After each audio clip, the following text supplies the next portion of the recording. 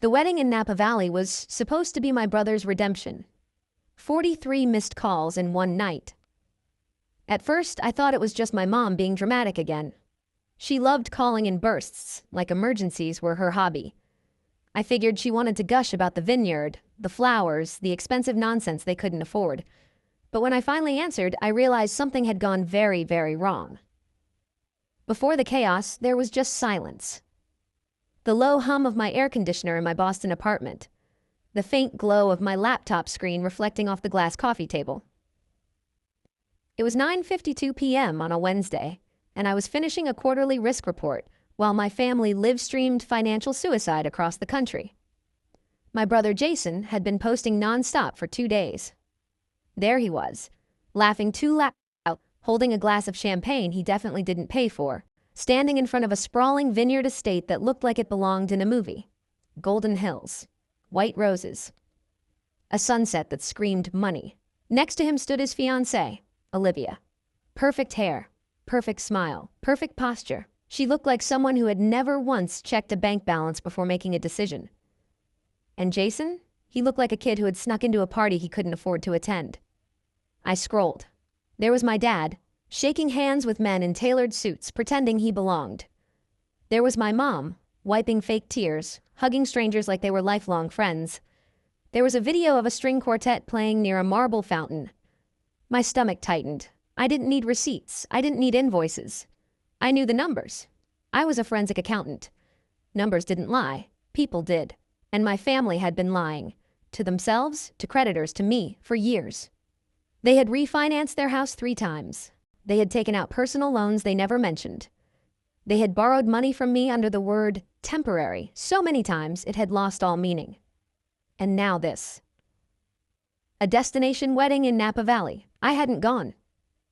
I've got an audit, I told them. That was the lie. The truth, I couldn't watch. I couldn't sit there and smile while they built another financial disaster in real time. I couldn't pretend Jason had suddenly become responsible. And I definitely couldn't be the fallback plan when everything collapsed. Because it always did. My phone buzzed. A text from Mom. "Sweetheart, quick thing. The florist is having an issue with payment. Can you Zelle me $3,500? Just for an hour. Your dad will fix it in the morning." I stared at the message. Same script, different crisis. Card machine not working. Bank flagged the transaction. Just temporary. I typed back, "No. I told you I'm not paying for this wedding." The typing dots appeared almost instantly. But it wasn't my mom who replied. It was Jason. Wow. Unreal. "You're really going to do this tonight? You're jealous, that's what this is. You've always been jealous." I felt it. That sharp, familiar pressure in my chest. The old role, the responsible one, the boring one, the safety net. I didn't respond. I turned on Do Not Disturb, plugged in my phone, and shut off the light. For the first time in years, I chose not to fix it. I told myself the worst that could happen was some overdraft fees and a few angry messages in the morning. I was wrong. I woke up to panic. Not slowly, not gradually, all at once. My eyes snapped open, and before I even moved, I felt it. That tight electric buzz in my chest. I grabbed my phone. 3:11 a.m. Notifications flooded the screen. 43 missed calls, 17 voicemails, 96 text messages. My throat went dry. Breakdown, Mom, 18 calls. Dad, 11 calls. Jason, 9 calls. Unknown numbers, 5 calls. Texts, "Call me now, emergency, answer your phone, police are here." My hand started shaking. I hit call back on my dad's number. He picked up immediately. Ethan, his voice cracked, too high, too fast. Behind him, noise, shouting, sirens. Glass breaking? No, radios. "Dad, what's going on? Is someone hurt?" "It's a disaster," he said. "Everything's gone." My heart dropped. "What do you mean gone?" "Olivia's father, he's gone. He left. He took everything." "What?" "The gifts, the envelopes, the deposits, everything." "He wasn't who he said he was." I sat up. "Explain." "He's not a venture capitalist. He's being investigated. Fraud, multiple states. He used fake accounts. The whole wedding, he funded it with stolen money." I blinked. Okay. That was bad. "But why are the police there?" Silence. Then, "They're not here for him." Cold. "What do you mean?" "They're here for us." My stomach dropped. "What happened?" "Your mother and Jason, they didn't take the news well. There was damage." "How much damage?" The house, the rental, furniture, artwork. Ethan, it's expensive, very expensive. The owner called the sheriff." I closed my eyes. Of course they did. Where is Jason? They took him, and your mother. They're being detained. I exhaled slowly. Okay, you need a lawyer. We don't have time for that, he snapped. And so they're saying we either pay for the damages now or they press charges. Felony vandalism. How much? Pause. $32,000. I let out a quiet laugh, not because it was funny, because it was predictable. I don't have that kind of money ready at 3 a.m. You do, he said. You all always do. You have savings, investments. No, I cut him off. I'm not paying for this. Silence. Then his voice changed. Lower, sharper. This isn't optional. Something about that tone, it made my skin crawl. Use your credit cards. We can't. Why not? They're maxed. Of course they were. Then call your bank. No, he said quickly. You call yours. Authorize the wire. I'll send details. My chest tightened. That wasn't desperation. That was something else. Why do I need to call my bank? Just do it, Ethan. No, I said slowly. Why can't you use your own accounts? Silence. Heavy breathing. Then my mom's voice cut in. We didn't have a choice. Everything inside me went still. What? Your credit is perfect, she said rapidly. We needed it, just temporarily. We were going to pay it back after the wedding. My fingers froze. Mom, what did you do? We used your name, she said, for the venue, for a line of credit. Just paperwork, it's nothing serious. My laptop was already opening. My heart was already racing. I logged into my credit monitoring account. Loading. Then, a red banner. Alert. New account opened 12 days ago. Creditor, Pacific Federal Lending, type personal credit line balance, $24,500. My vision blurred. IP address, my parents' house. Attached document, rental agreement. Name, Ethan Cole Bennett. My name forged, messy, but close enough. You used my identity, I said. Silence. Then my dad. We did what we had to do. Something broke. Clean. Final. You committed fraud, I said. We did it for the family, my mom shouted. If you don't pay this, you are liable. And there it was. The trap. If I paid, I accepted it. If I didn't, I risked everything. My career, my license, my future. They thought they had me. They thought fear would make me obedient. They thought wrong. Put the officer on the phone, I said. Ethan, now. There was a shuffle on the other end of the line, muffled voices. My mother shouting. Jason swearing. Then a new voice came through. Calm, firm, controlled. Hello. This is Deputy Harris with Napa County Sheriff's Office. I straightened slightly, instinct kicking in. Deputy Harris, my name is Ethan Bennett.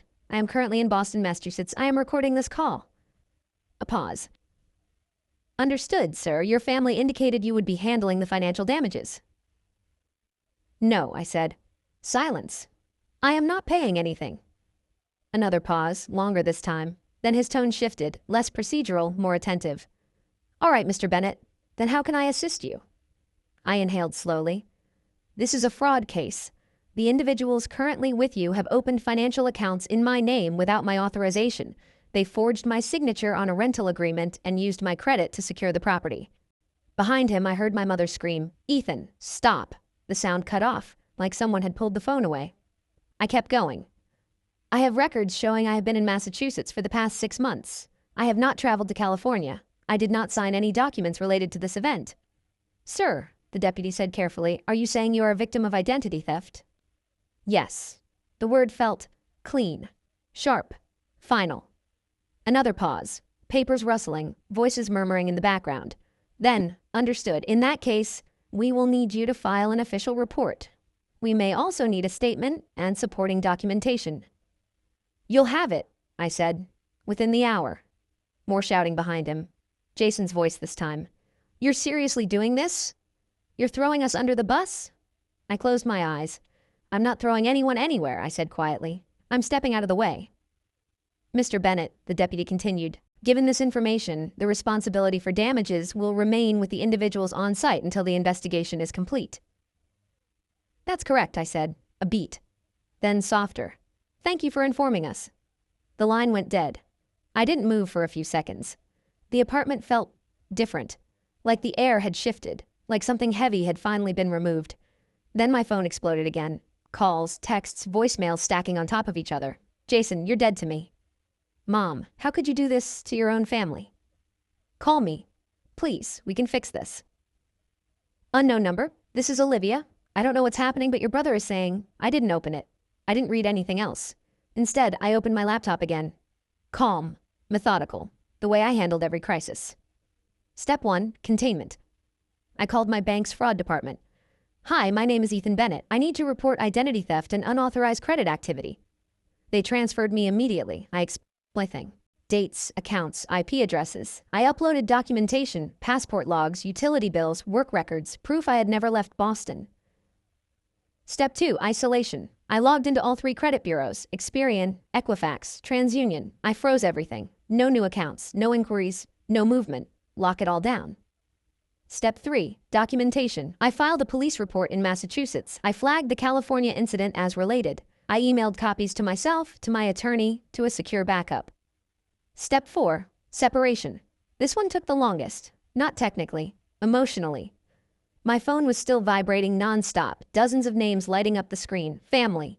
Extended family. People who hadn't spoken to me in years suddenly had opinions. Blood is thicker than water. You don't call the police on your own parents. Money isn't more important than family. I stared at the screen for a long time. Then I opened my contacts, scrolled. Mom, Jason, blocked. Paul, my cousin who always played both sides, blocked. Aunt Linda, blocked. Numbers I didn't recognize but knew exactly where they came from, blocked, one by one, slowly, deliberately, until there was nothing left. No noise, no demands, no guilt, just silence. The sun started to rise. Gray light slipped through the blinds, stretching across the floor. I stood up and walked to the window. Boston was waking up, cars moving, people heading to work. Normal life continuing like nothing had happened. Somewhere across the country, my family was sitting in a sheriff's office, handcuffed, panicked, finally facing consequences, for the first time in their lives. I should have felt something, guilt, regret, fear. But all I felt was clarity. 32 years. That's how long it took. 32 years of being the backup plan, the fixer, the one who said yes when everyone else failed. I thought that was love. I thought sacrifice meant loyalty. But standing there, watching the city wake up, I realized something simple. Love doesn't forge your signature. Love doesn't open debt in your name. Love doesn't corner you at 3 a.m. and call it family. That's not love. That's leverage. My phone buzzed one last time. A voicemail from my dad. I hesitated, then played it. His voice was different, smaller. "They're charging Jason," he said. "Your mother too. Felony vandalism. Fraud investigation.